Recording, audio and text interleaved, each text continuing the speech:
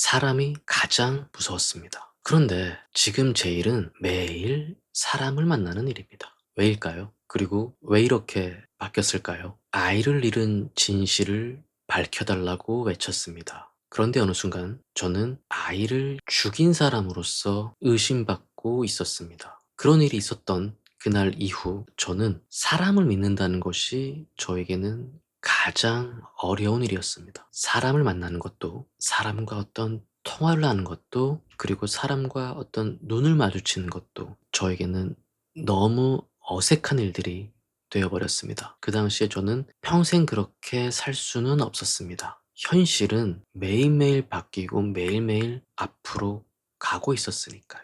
그래서 그때 하나 결심한 게 있었어요. 정말 굳은 마음으로 딱 하나, 도망치지는 말자. 그래서 일부러 거주지도 사무실 근처로 이사를 했어요. 사무실이 강남에 있었는데요. 편해서도 돈이 많아서도 그런 게 전혀 아니었고요.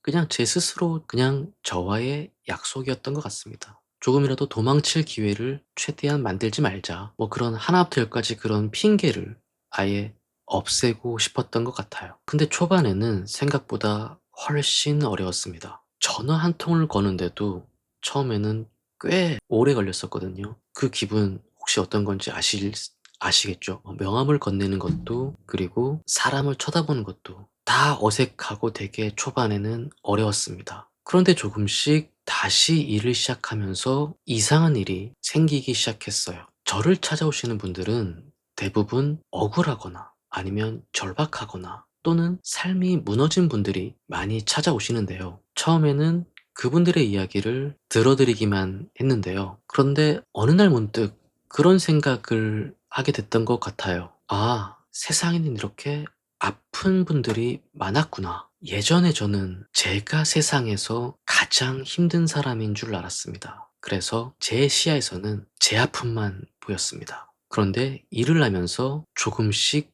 다른 사람의 아픔도 보이기 시작했습니다. 그러다 보니까 정말 신기한 일이 생기더라고요.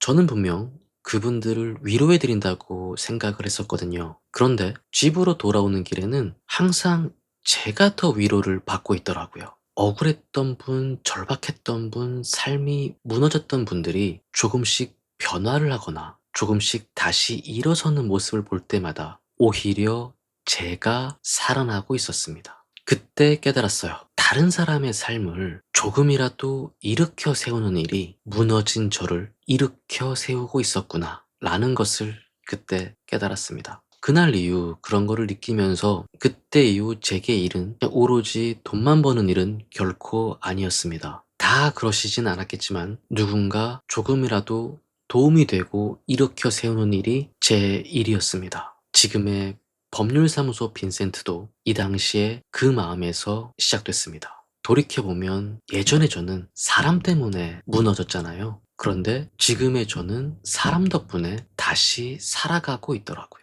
혹시 지금 사람 때문에 힘든 시간을 보내고 계신 분 계실까요? 그렇다면 사람을 끝까지 포기하지 않으셨으면 좋겠습니다. 분명 사람 때문에 무너질 수 있거든요. 하지만 사람 때문에 다시 살아갈 수도 있더라고요. 저는 그것을 직접 경험했고요. 그리고 제가 다시 사람을 믿게 된 여러 이유 중에 가장 큰 이유, 한 사람을 꼽으라면 그건 바로 제 어머니였습니다. 다음 이야기에서는 제가 가장 무너졌던 밤, 저를 다시 살게 해주신 어머니 이야기를 잠깐 해드릴까 합니다. 암튼 오늘도 사라는 있더라고요.